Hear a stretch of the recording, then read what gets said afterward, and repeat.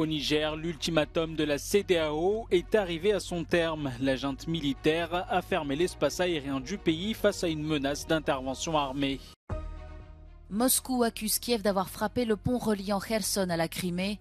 À Djeddah, le sommet pour la paix en Ukraine s'est achevé sans communiqué final. Les militaires qui ont pris le pouvoir au Niger ont fermé l'espace aérien du pays face à une menace d'intervention armée.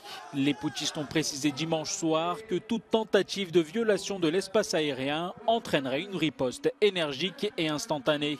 Ce communiqué a été publié peu avant l'expiration à minuit de l'ultimatum adressé par la CEDEAO aux putschistes pour rétablir dans ses fonctions le président Mohamed Bazoum sous peine d'intervention militaire. Mais d'après le Wall Street Journal, des militaires de haut rang de la CEDEAO pensent que le bloc n'est tout simplement pas prêt à déployer une action militaire de grande envergure. Les pays occidentaux craignent un basculement diplomatique du Niger vers la Russie. Volodymyr Zelensky a rendu visite ce dimanche à l'armée de l'air ukrainienne et félicité les soldats pour leur défense de l'espace aérien du pays. Ces derniers jours, les frappes russes depuis le ciel se sont multipliées, ciblant en particulier les terminaux céréaliers en mer Noire et sur le Danube. Le président ukrainien a cependant rappelé que l'aide internationale était toujours nécessaire. Ми зробимо все, щоб український повітряний щит ставав тільки міцнішим. Саме тут, саме в нашому небі, можемо довести, що терор програє. Всі разом можемо це довести. Всі партнери. Дуже важливо. Відповідальна позиція кожного з партнерів щодо постачання систем ППО і ракет до них. Повний захист від терору потрібен тут, щоб потім не довелось думати, як захистити від нього ще й інші народи. Côté russe, le Kremlin accuse Kiev d'avoir frappé le pont de Tchongar qui relie la région de Kherson à la Crimée. Sur ces photos publiées par les autorités russes, plusieurs parties de l'infrastructure ont été lourdement endommagées, mais aucune victime n'est à déplorer.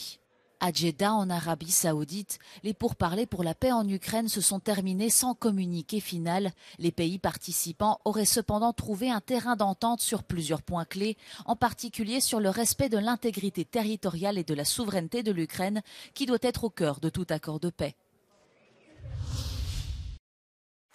Le Bélarus, seul allié de Moscou en Europe, continue d'inquiéter ses voisins. En visitant Varsovie, Svetlana Tikhanovskaya, chef de l'opposition bélarusse, a affirmé que le régime de Loukachenko provoquait ses voisins afin de tester leurs limites. Au début du mois, la Pologne avait renforcé ses effectifs militaires à sa frontière orientale après le vol dans son espace aérien de 2 hélicoptères bélarusses. Si Minsk ne participe pas directement à la guerre en Ukraine, l'armée russe se sert de son territoire comme base arrière pour préparer ses attaques. Donald Trump a annoncé dimanche vouloir récuser la juge qui supervisera son prochain procès à Washington. Celui-ci porte sur des accusations liées à sa tentative de renverser les résultats de l'élection présidentielle de 2020 et son implication présumée dans l'assaut du Capitole. La magistrate Tanya Chutkan est connue pour avoir sévèrement condamné des partisans de l'ex-président ayant participé à l'assaut du Capitole. Candidat à la présidentielle de 2024, Donald Trump est inculpé dans plusieurs affaires. Dans les rues de certaines régions du Pakistan, ces manifestants protestent contre la condamnation de l'ex-premier ministre du pays. Imran Khan a été reconnu coupable de plusieurs affaires de corruption et a été conduit en prison ce samedi. À quelques mois des élections générales pakistanaises, l'homme politique a été condamné à 3 ans d'emprisonnement pour avoir détourné des fonds et revendu à des prix élevés des cadeaux qu'il avait reçus lorsqu'il était au pouvoir. Imran Khan a appelé ses partisans à le soutenir et à manifester pacifiquement. Pas un seul survivant dans ce minibus qui a chuté dans un ravin au Maroc. Les 24 personnes à bord ont été tuées dimanche sur une route de montagne dans le centre du pays. Après la mort de 42 personnes en 2012, c'est le bilan le plus lourd jamais enregistré sur la route. Les victimes se rendaient au marché hebdomadaire de la ville de Demnat, dans la province d'Assilal. Elles venaient toutes du même village. Parmi les morts figurent 2 femmes et un enfant.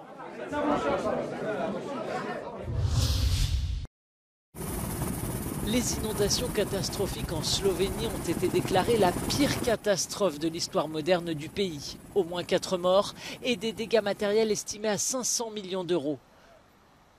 Le petit pays des Balkans a demandé l'aide de l'UE et de l'OTAN. La Commission européenne a envoyé son commissaire à la gestion de crise. Škoda je nepredstavljiva. Praktično 2/3 Slovenije je tako ali drugače prizadetih in napori zato da bomo lahko spet omogočili normalno življenje bojo zelo veliki. Dans l'Autriche voisine, la première victime des inondations a été signalée en Carinthie. 2 personnes sont tombées dans une rivière depuis une berge érodée. Seule l'une d'entre elles a pu être sauvée. La moitié de la Carinthie est touchée par des crues soudaines depuis vendredi. De nombreuses zones ne sont toujours accessibles que par bateau ou hélicoptère. Dans le même temps, le sud de l'Europe continue de lutter contre d'importants incendies de forêt. Dans le centre-ouest du Portugal, plusieurs villages ont dû être évacués. Au cours de ce week-end, 6 personnes ont été blessées, 6200 hectares de forêt ont brûlé. À la frontière franco-espagnole, près de Portbou, 130 personnes ont dû être évacuées en raison de l'approche des incendies.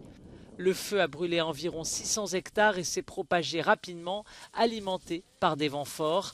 Dimanche, les 300 pompiers français et catalans avaient maîtrisé l'incendie.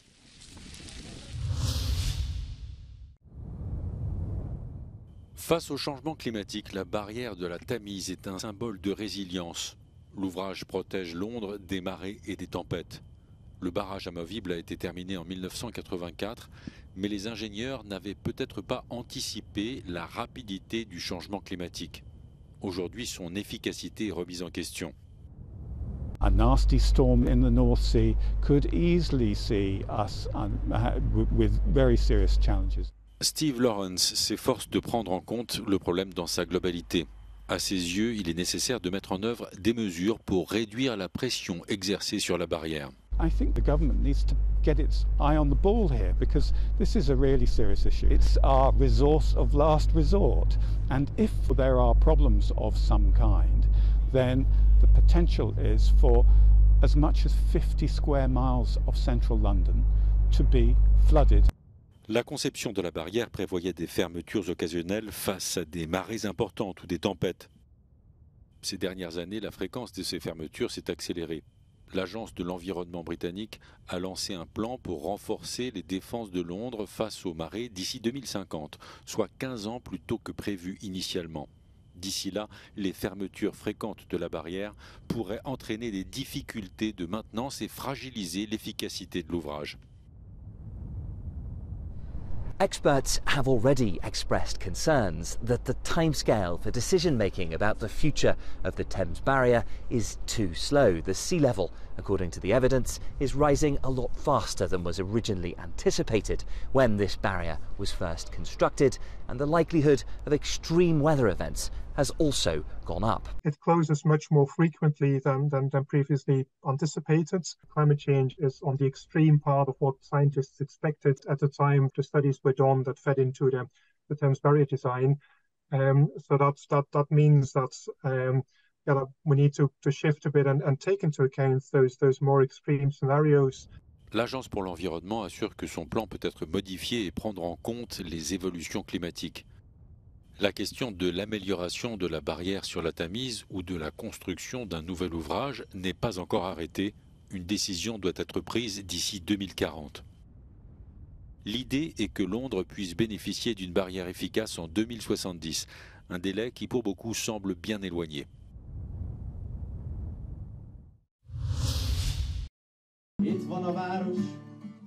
C'est devenu un rendez-vous estival incontournable en Hongrie.